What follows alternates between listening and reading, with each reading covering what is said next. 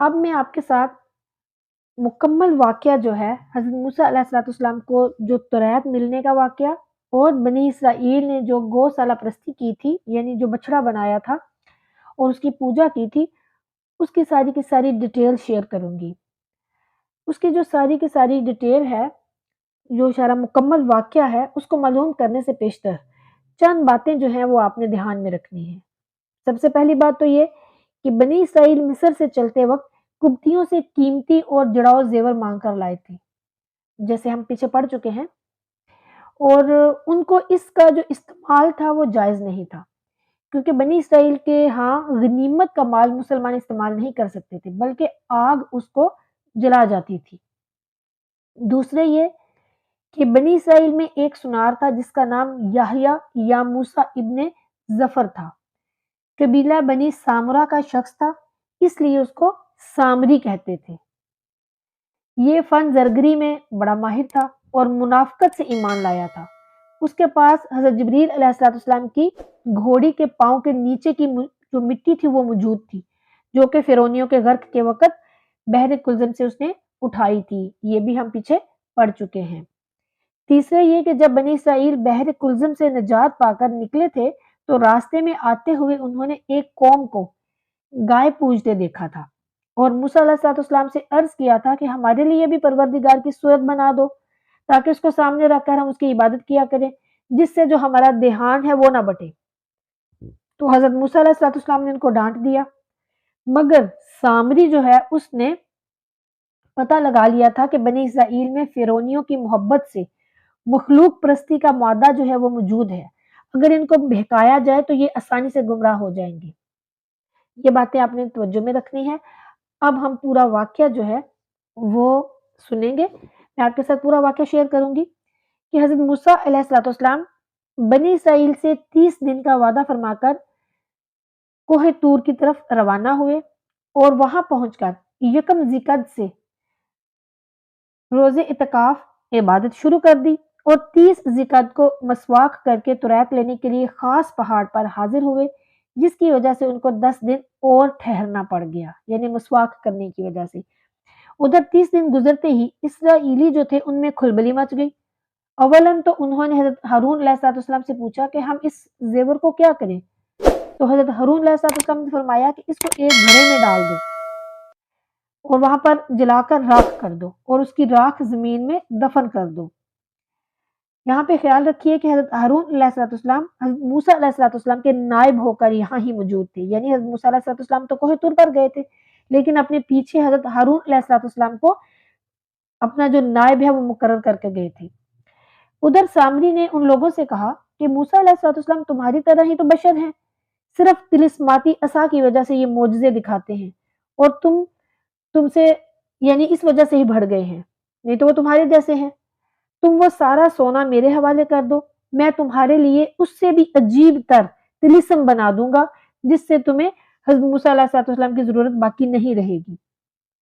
اور پھر اس نے یہ بھی کہا کہ موسیٰ علیہ السلام جو ہیں وہ وفات پا گئے ہیں کیونکہ ان کے آنے کی جو مدت تھی وہ میعاد تھی وہ گزر چکی ہے، 30 دن تھی وہ گزر چکی ہے تو وہ اب نہیں رہے۔ ان لوگوں نے وہ سارا سونا جو ہے وہ سامری کے حوالے کر دیا، تو سامری نے اس سے جواہرات اور یاقوت علیحدہ نکال لیے اور سونا گلا کر نہایت خوبصورت بچڑا بنایا اور جواہرات اور جو یاقوت تھے اس کے کان، آنکھ، زانوں اور قدم پر نہایت کرینے سے جڑ دیے جس سے وہ بہت خوبصورت لگنے لگ گیا، اور حضرت جبریل علیہ السلام کی جو خاک تھی اس کے منہ میں ڈال دی جس سے اس کی آواز جو ہے اس میں جنبش پیدا ہوگی۔ بعض لوگوں نے کہا کہ اس کی ناک میں کچھ سوراخ رکھے تھے جس میں ہوا گزر کر آواز پیدا کرتی تھی جیسے آج کل بانسری اور سیٹی وغیرہ ہے، لیکن صحیح نے کہا ہے کہ یہ آواز خاک کی جو تاثیر ہے اس کی وجہ سے پیدا ہوئی تھی کیونکہ روایت میں آتا ہے کہ وہ بچڑا جو ہے وہ حرکت بھی کرتا تھا،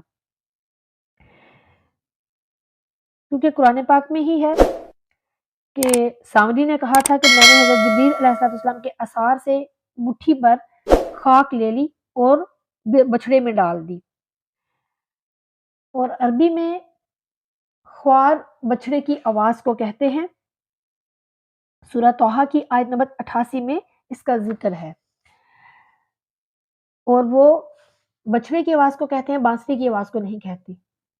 اسرائیلیوں سے کہا کہ دیکھو کہ اللہ نے اس میں حلول کیا ہے۔ حضرت موسیٰ علیہ السلام اس کو وہاں ڈھونڈ رہے ہیں اور یہ ہمارے پاس آ گیا ہے۔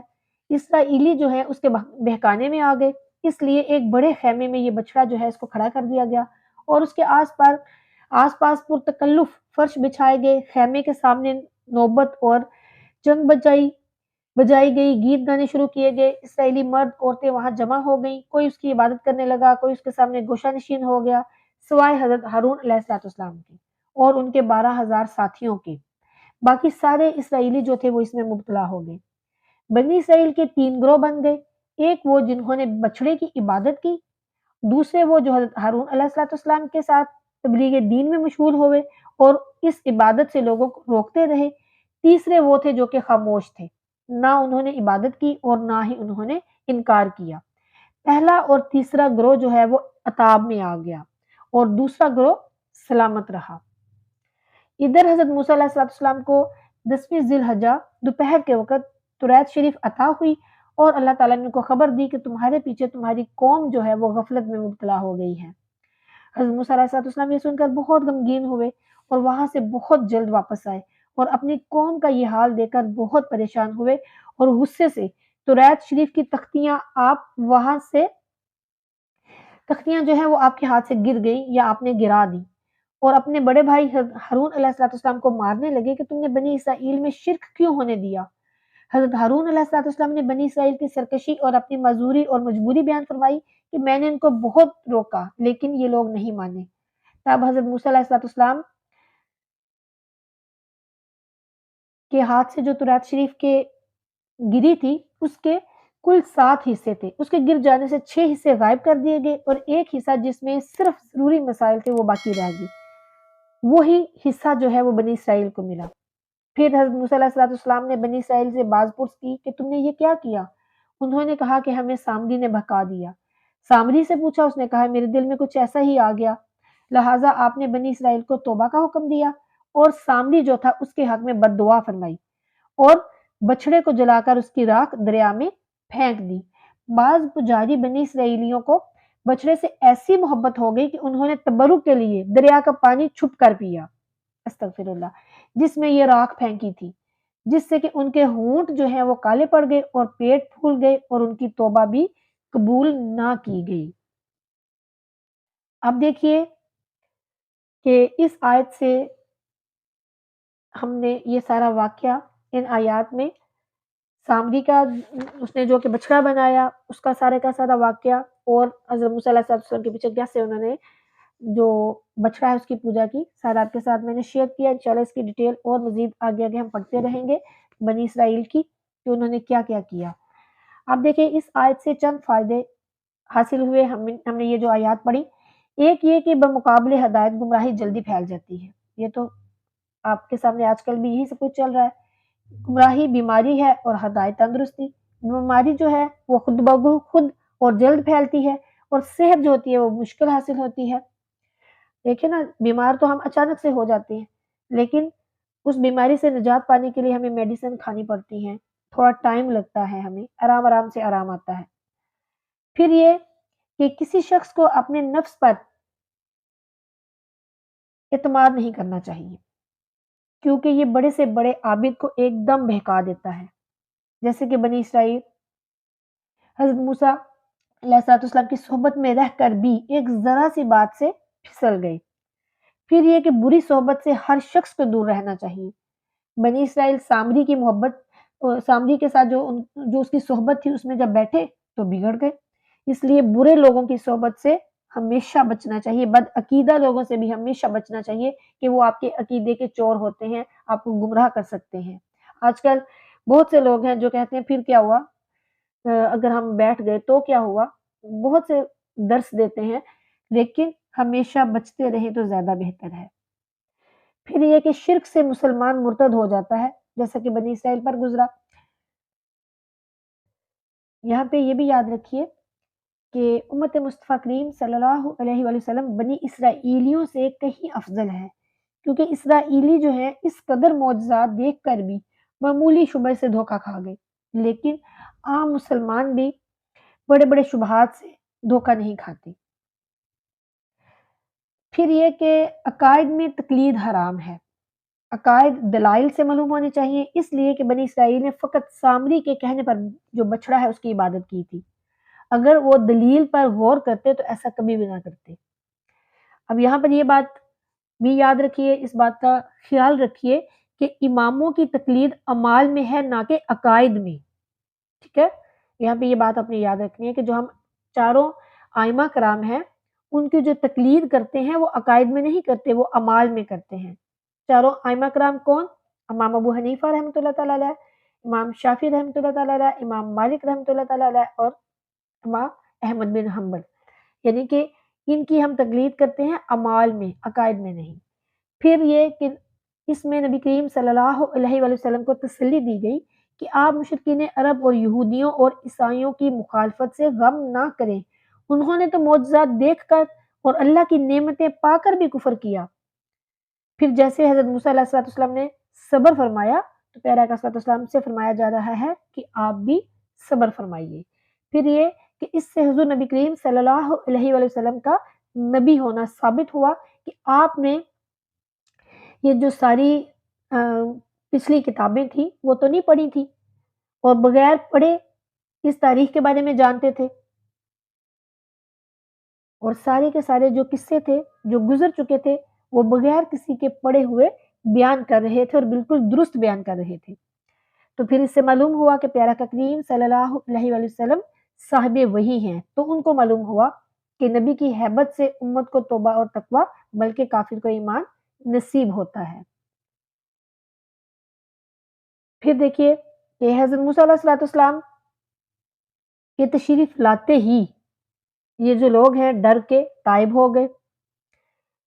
اب بھی جس کے دل میں حضور نبی کریم صلی اللہ علیہ وسلم کی ہیبت ہے، مومن ہے، جو انہیں اپنے جیسا مان کر ان سے بے خوف ہے، کفر طغیان پر دلیر ہے۔ لوگوں کے دلوں میں پیارا کا صلی اللہ علیہ وسلم کی ہیبت بٹھاؤ، سب مل کے ان کی ہیبت کو اپنے اندر پیدا کرو تاکہ سب کو تقوی نصیب ہو۔ پھر دیکھیے کہ نبی کے ادب سے ایمان مل جاتا ہے اور بے ادب کیا ہے؟ مارا جاتا ہے۔ بنی اسرائیل نے حضرت موسیٰ علیہ السلام کی خدمت میں معذرت پیش کی، انہیں توبہ نصیب ہو گئی۔ سامری اکڑا اور مارا گیا۔ حضرت موسیٰ علیہ السلام کے جادوگروں نے بوقت مقابلہ حضرت موسیٰ علیہ السلام کا ادب کیا کہ ان سے اجازت مانگ کر کرتب دکھائی۔ مومن، صابر، شہید سب کچھ ہو گئے۔ پھر دیکھیے کہ 40 کا عدد اللہ کو بہت پیارا ہے۔ یہاں پہ ہم نے جو آیت میں 40 پڑھا ہے تو 40 کا جو عدد ہے وہ اللہ کو بہت پیارا ہے۔ کس طرح پیارا ہے اور اس میں کیا حکمتیں ہیں اور کیا کیا ہوا؟ 40 دن میں حضرت آدم علیہ السلام کا خمیر ہوا، تیار کیا گیا، اور 40 دن میں حضرت موسیٰ علیہ السلام کو تورات ملی۔ 40 سال کی عمر میں اکثر پیغمبروں کو نبوت عطا ہوئی۔ 40 دن ماں کے پیٹ میں نطفہ اپنی شکل پر رہتا ہے، پھر 40 دن تک خون، پھر 40 دن پارا گوشت، بچے کی پیدائش کے بعد 40 دن تک عورت کو نفاس، پھر 40 سال کی عمر میں انسان کی جو عقل ہے وہ پختہ ہوتی ہے۔ تفسیر عزیزی نے اس جگہ ایک حدیث مبارکہ نقل فرمائی ہے کہ جو شخص 40 دن خلوص دل سے عبادت کرے، اللہ تعالیٰ اس کے دل اور زبان پر حکمت کے چشمے ظاہر فرماتا ہے۔ معلوم ہوا کہ 40 میں حالات کا انقلاب ہوتا ہے، اسی لیے صوفیہ کرام 40 دن کے چلے بھی کرتے ہیں، اور یہ بھی مشہور ہے کہ جو شخص 40 دن نماز پڑھ لے انشاءاللہ عز و جل وہ نمازی بن جاتا ہے، پکا نمازی بن جاتا ہے۔ پھر یہ کہ اس سے معلوم ہوا کہ میت کا چلیسواں کرنا یہ بھی بہتر چیز ہے۔ پھر ایک روایت ہے بہقی کی، سیدنا انس رضی اللہ تعالیٰ عنہ نے روایت کیا کہ انبیاء کرام علیہ السلام اپنی قبور میں 40 دن سے زیادہ نہیں چھوڑے جاتے، ان کو بارگاہ الہی میں خاص قرب عطا فرمایا جاتا ہے۔ زرقانی شرح مواہب نے اس حدیث کے معنی یوں بیان فرمائے ہیں کہ انبیاء کرام علیہ السلام کی ارواح کا تعلق اپنے اس جسم میں مدفون سے 40 روز تک بہت زیادہ رہتا ہے اور پھر قرب الہی میں عبادت کرتی ہیں۔ پھر یہ کہ کچھ دن کے لیے تارک دنیا ہو کر عبادات اور مجاہدہ کرنا ایمانی ترقی کا باعث ہے، جیسے کہ حضرت موسیٰ علیہ السلام کے اس قصے سے ثابت ہوا، اور صوفیہ کرام جو ہیں وہ بھی اسی پر عمل کرتے ہیں۔ پھر یہ کہ گناہ سے رحمت الہی جاتی رہتی ہے۔ بنی اسرائیل کی خطا سے توریت کا اکثر حصہ غائب ہو گیا۔ حضور نبی کریم صلی اللہ علیہ وآلہ وسلم شب قدر کی خبر دینے تشریف لائے تو دو شخص آپس میں لڑ رہے تھے۔ پیارا صلی اللہ علیہ وسلم نے فرمایا کہ ان کی لڑائی کی خطا سے شب قدر اٹھا لی گئی، اب سال بھر تلاش کرنی پڑتی ہے، یہ گناہ کا وبال ہے۔ پھر یہ کہ تبرکات میں تاثیر ہوتی ہے۔ دیکھیں کہ جیسے حضرت جبریل علیہ السلام کا جو جسم ہے وہ کاٹھی سے مس ہوا، اور جو کاٹھی تھی وہ گھوڑے سے مس ہوئی، اور گھوڑے کے جو سم تھے وہ مٹی سے، پھر مٹی بچھڑے سے، اتنے دور، یعنی کہ اتنی چیزوں کی دور کی نسبت کے باوجود وہ جو مٹی تھی اس نے بچھڑے میں زندگی پیدا کر دی۔ اگر یہاں پر کتنی خوبصورت بات ہے کہ اگر خاک مدینہ ایمانی زندگی بخشے تو اس میں کیا بعید ہے۔ ہمارے لیے خاک مدینہ کی کتنی اہمیت ہے اور کتنی فضیلت ہے، وہ ہمارے لیے خاک شفا ہے۔